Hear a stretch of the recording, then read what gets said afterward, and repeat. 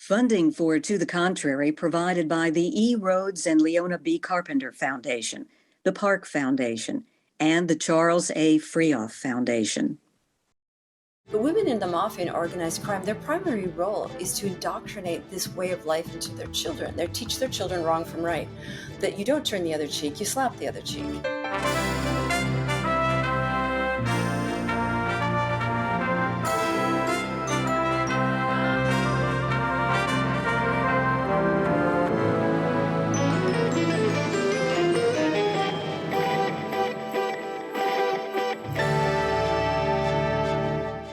Hello, I'm Bonnie Orbey. Welcome to the Contrary, a discussion of news and social trends from diverse perspectives.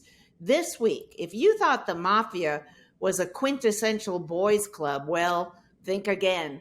Our woman thought leader this week is Barbie Latza Nadeau, an investigative journalist who wrote Godmother, Murder, Vengeance, and the Bloody Struggle of Mafia Women. Welcome to the program, Barbie. How are you? Thank you. Thank you for having me. I'm great. Happy to have you. So let's jump right into it. Tell us why you wrote this book. Why were you drawn to this topic at this time? And is it just recently we saw Queen of the South, which is about a Central American drug queen running a cartel, and also House of Gucci, which is about a woman who engages in mafia-like techniques. Is there an outpouring of interest in this topic right now? Well, I think more than an outpouring in interest, I think that it's just time to discuss women as bad people. You know, it's time to give them their due. And when I first started researching this book, I was determined I was going to write it about the good women, about the women who had turned against the mafia, who had testified against it, and who had been really instrumental in sort of, getting arrests and things like that.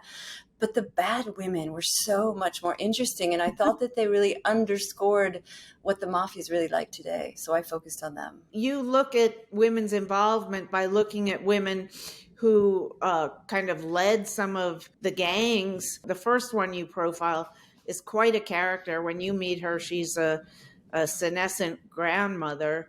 But she, at the age of 18, she went and pregnant. She went and killed the guy who killed her husband, who was a mafia don. That's right. You know, she was really the first woman in the history of the Italian organized crime syndicates and the mafia who carried out a vendetta on her own. And she was 18 years old. She was 6 months pregnant, and someone had just killed her husband, who was an up and coming, mafia don in the Neapolitan Camorra. And when I talked to her, and she said this in court too, when she was convicted of the murder where she gave birth to her child, she said that she did it not because she felt necessarily that she had to, she wanted to kill the man who killed her husband, but she didn't want to become the quote unquote trophy wife. Because if someone else would have carried out that vendetta on behalf of the clan, she would have been the prize. She would have gone to automatically the person who carried out the vendetta. And she said, I didn't want to be that. I wanted to do it myself. I wanted to write my own narrative. I wanted to be in control of my future. And so she took it at 18, it was very young, it took it into her own hands and pumped 29 bullets into the man who ordered the murder of her husband. She had a son, and then she had twin sons. Did you ask her as a woman, as a giver of life, what it felt like to take life? How do they deal with that dichotomy? When you talk to criminals, and that's not just the mafia, when you talk to other people who committed murders, there seems to be this strange justification why they do it. It's certainly in Pupetta's case, she said, I killed for love. Now, she was also accused of 2 other murders, which were not for love, but we can get into that a little bit later. Those were revenge and things like that. But she felt that she had to do it. And I think when you grow up in an organized crime syndicate, her father was a gangster as well, you learn wrong from right. You aren't taught, like we are, the right way to do things, the legal way to do things. You're taught about revenge, you're taught about vendetta, you're taught about loyalty, and you're taught about unforgiveness. And I think that that's just something that's very hard for us to understand if we didn't grow up in that. But when you talk to mafia women, they all share the same idea that wrong is right. And that's what drives them forward, that and survival. What is it that confines them to this life? I mean, is it basically lack of education? They have nowhere else to go. Well, it's more lack of alternative. I mean, you can leave an organized crime syndicate in a police car, which means you've gone against your family, or you leave in a coffin because it means you were going to leave and they kill you.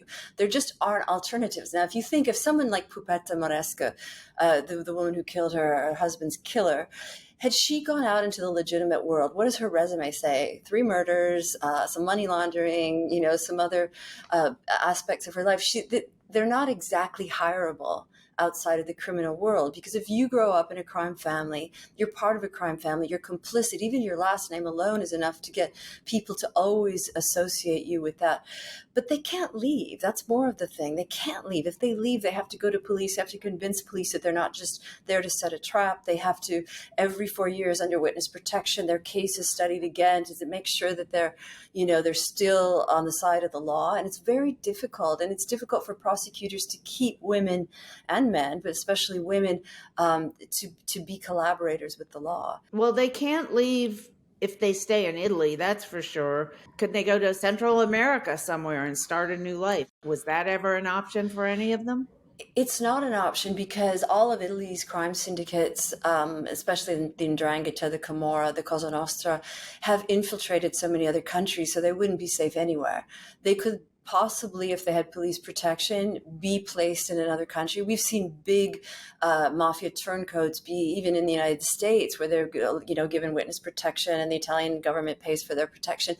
But it's rare that they could do it on their own. They would be found. And every single woman who's a turncoat, every single one who's testified against her family risks being found and killed mercilessly. How about you? What was the danger to you in researching, particularly in-person researching, not just looking through articles in a library somewhere, but meeting with people like her? Was your life in danger? I don't think so. Of course, I'm naive in some sense, so I think, no, I'm fine. I'll be fine. I made very sure that I only researched and wrote about people who had been convicted of crimes and who had criminal dossiers or who were part of witness protection.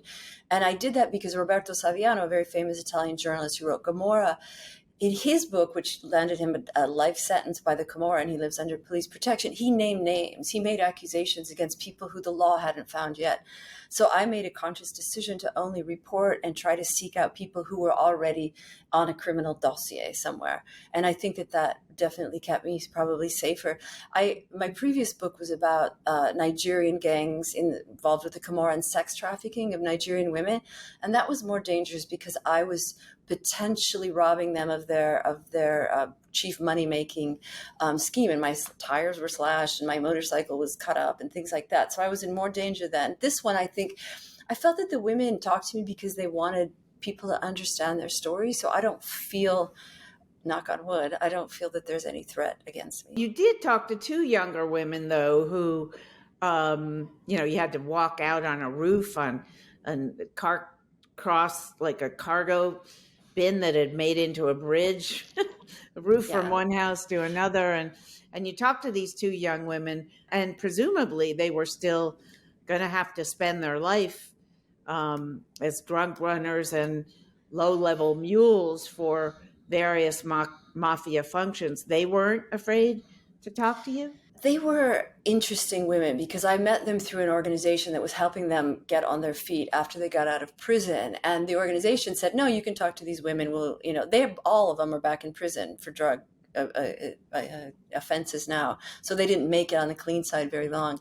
I think it would be impossible to go up to someone who you think might be involved in the mafia and ask a couple questions. You have to go through the various channels, whether it's the lawyers, whether it's the groups that sort of try to help people who've been convicted of these crimes. I wondered at the time why these women were willing to talk to me. And then at the end of the day, they just wanted to be understood. Because I think a lot of people think that we Americans especially glamorize the mafia, that everyone's a Carmela Soprano. And I think that there's this understanding that people who are involved in organized crime are there because they don't have a choice, but also they sort of feel like there's some kind of Robin Hood aspect that they're taking, filling the gap where the government, especially in Italy where the government falls every year and a half or so, that they're filling in the gap. They're giving the loans. They're helping the people. There is that kind of strange sense like you don't understand the mafia because you think that we're all bad, but we're not. We do good for the people. All right, let's go back temporarily to your protagonist, Pupetta, who became known as Lady Camorra, the region, the gang, the mafia club that she ran. She was sent to prison for 15 years, as I recall, for the murder of her husband's assassin. And she went to this place called Poggio Reale, which was a women's prison, one of the few at the time. What was that like? You know, she described the prison in almost romantic terms at a certain point because she was sort of she lorded over, ladied over all of the other prisoners because she had committed a crime that only men commit. And she'd had her baby in prison. At the time you could give birth and keep the baby in your cell till they were 4 years old. And the child she'd had with the man, her husband who was murdered, stayed with her. And she had all these other inmates changing the diapers, taking him out to play, walking him, all these sorts of things. She was sort of the queen, you know, inside too. And she made friends inside. And one of the friends she made inside introduced her to the man she would eventually have twins with. And that is the man who has largely thought to be the person who killed her first son, who disappeared on his 18th birthday, because he would have been the spawn of another rival clansman, even though he was dead. And I always found it an interesting sacrifice that Pupetta made to continue with a man she knows killed her first son. The loyalty to the organized crime syndicate was greater than the loyalty to her own blood. She avenges the murder of a husband, but she sleeps with the murderer of her son. I mean, it is impossible for a normal human being to understand that equation. But tell me more about the women's prison. She did have birth in jail. It sounded like a really disgusting, totally filthy environment. How did she make it through birth in a place like that? It was a terrible place. People, you know, Italian prisons even today are horrific places where they don't have a lunch service. You know, you have to family bring in all your food for you, and they bring in your clothing, and they, you know, they could take care of you. It's really family based. But she described it. I mean, the prison still exists as a male prison, and it's overcrowded, and there are dungeons, and there are torture rooms, and there's very little light, and the sewage is bad. And she described the smell of, you know, of vomit and urine, and as the permeating background of her child's upbringing. The other thing I thought about when I was reading this was this kid stayed in utter darkness, essentially, till he was 4 years old. How good is that for a child's psychological development? Well, there's something about the Italian culture that believes the mother is the one that has to take care of the child. That's why a lot of women don't work for the first several years. Most cultures still. Yeah, right, exactly. And especially in the Italian culture, women are expected to be the mother before they are to be a career woman or anything like that. And so I think the culture, it just dictates that she had to take care of the child. She's the one that had to raise him. There was really no one else until he was 4, and then they took him out of the prison cell. But of course it couldn't have been good for him. But he died. He disappeared off the face of the earth on his 18th birthday. His body was never found. Undoubtedly, it's buried beneath the pillar of the ring road that was being built around Naples at the time, which is where he was when he disappeared, last seen. You know, people for whom criminality is their way of life don't know better. They don't know right from wrong. They know wrong from right. They know exactly how they're taught things are supposed to be. And so she just assumed she would raise her child in prison because people she knew had done so around her, and people after her did the same thing. I always find it really interesting how women in the criminal world, women who kill, women who launder money, women who torture, women who order murders or do drug dealing and things like that, how they square it with themselves and their children. But women in the mafia and organized crime, their primary role is to indoctrinate this way of life into their children. They teach their children wrong from right, that you don't turn the other cheek, you slap the other cheek. These are the sorts of things that their responsibility is. And so how do they know what we believe is right? They don't. And so I think showing them as human beings is the sort of idea in the book is that they have no other choice, but they're human beings making decisions that they think are the right and the best for their families, that we can judge and say, absolutely, that's the wrong way to do it, but they don't know. To me, in the book, she didn't come off as very intelligent. Now, maybe it was just because she was totally uneducated, but were you able to tease out which one it was? I think that she was manipulative and she wanted to control the narrative being written about her. Now, she kept saying to me, make sure you tell the Americans this, write this down, make sure the Americans know this, all these sorts of things. It was like this weird Only egomania. Americans? Well, because the Italians have written about her before, they have. Movies have been made about her in Italy. She's not widely known outside of the Italian, mafia culture, let's say. But she was such an egomaniac, and she was such a liar. She would tell me things, and I would go look them up in the criminal file or in an article that was written. Blatant lie. And I would go back to her and I would say, last time you told me this. And she would say, I was testing you. Or she would say, and I don't remember that. But she wanted to have complete control over how I perceived her. And knowing that, it became a sort of game between us, She had scrapbooks of the news articles written about the murders that she was accused of. She had an ego like nobody. And when she died in December of last year, she was the first woman involved in organized crime, prohibited from having a public funeral. And I think she would have loved that. I think it would have been like, yes, of course, I was that bad. I think she would have been so happy that she had that honor, let's say, of being prohibited a public funeral. Many years ago, probably 20 or more years ago, I was researching a story on why Italy, with the Vatican, had one of the lowest birth rates in the world. And I found out the answer to that was that at that point, Italian women were having like 1.2 children. And the reason was they, as a group anyway, they are highly educated. They have the highest, or had the highest percentage of PhDs in the world. And what you find is the more educated women become, the fewer kids they have, because they want children, but they don't want a lot of children who are going to tie them down and make them doing anything with their own lives impossible.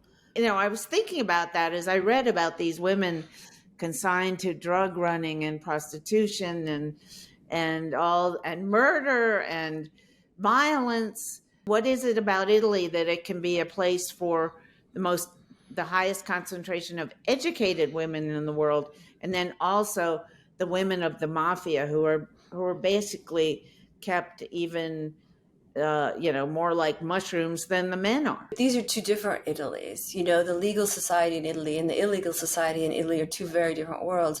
And they exist not in spite of each other, but because of each other, I guess. I mean, the women in the legal society in many ways have not been empowered to the same extent as women in the illegal society. They haven't been able to climb the ladder in some ways as high as some of these mafia women have to break through the glass ceiling. I always think that these women that are involved in organized crime, had they been born in the legal society, had they been the bankers or the finance directors, they would have crashed the glass ceiling. They were driven and ambitious and courageous, and it was who they are. It just happens to be that they're excelling in that other world.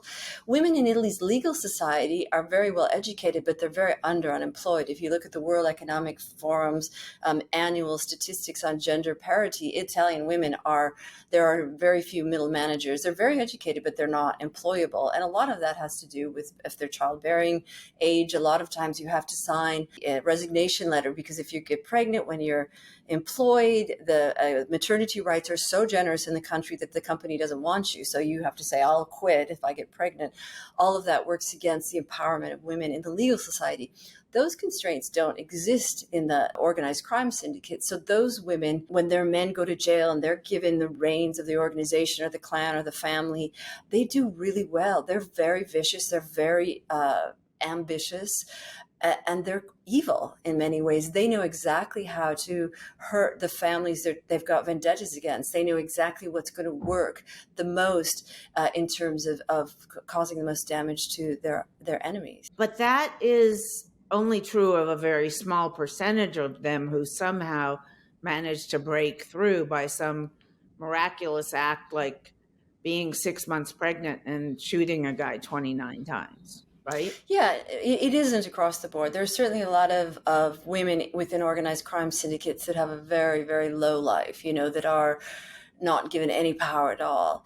But as Italy does make attempts to crack down on organized crime and mafia, they arrest more people and more men are in prison. And when there are more men in prison, you have women filling the vacuum. And that's why we're seeing more women in power positions. There are 145 women in prison in Italy right now for mafia-related crimes. That's the highest there's ever been. And one of the reasons that women have been underestimated for so long is I think the investigators never took them seriously. They thought they weren't smart enough to be money launderers or evil enough to be killers. And so these women flew under the radar for a long time, all the while building power. A woman fills in for a man who's in jail, her husband, a cousin, who knows, just somebody she knows well. And then he gets out of prison and wants his turf back. How does she keep it from him? The women develop their own following.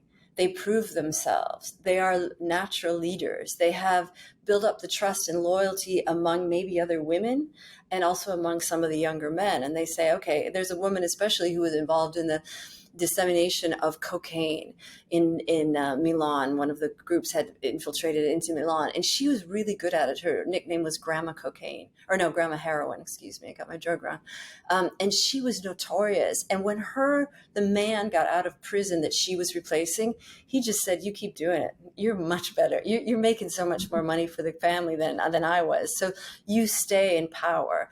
And that isn't true in all the syndicates. The Calabrian and 'Ndrangheta, for example, hasn't allowed women to evolve to the same extent that the Neapolitan Camorra has for reasons that are probably more cultural than they are anything else. But the women, when they're allowed to prosper and when they're empowered to succeed, even in this underworld that none of us agree with, when they're allowed and given the chance to do that, more times than not, they do very well. Let's go back to Pupetta for a minute. You said that she was kind of like what we think of as influencers these days, and influencers online like TikTok, like Twitter, Facebook, what have you. How has technology changed the mob? During Pupetta's time, she would have been an influencer. If there would have been social media when she was younger, that she would have been an influencer. But she used to call press conferences, and she would show up in like leopard skin dresses and a choke collar, and she knew that all the media would be there, and she would during these press conferences make a threat to a rival, and she would make it so blatantly it would be, and everybody would print it because Pupetta Maresca is giving a press conference and she's wearing leather and she's wearing leopard skin or whatever. She became such a popular figure and nobody missed her press conferences, and the press then ended up being sort of the messengers of her missives and threats against rivals in a way that was really interesting. Now she would have tweeted it or posted about it. What we're seeing a lot of right now in terms of the organized crime syndicates and social media is this battle between the old and the young. And the older people are saying, don't use social media. We're in hiding. We don't want people to know where we are because the police are looking at social media. But what we're seeing is the use of technology and the use of cryptocurrency and the use of hacking as a way for the mafia to infiltrate even the banking structures in a way that they would have taken a gun to a bank before. Now they have people trained to hack into a system.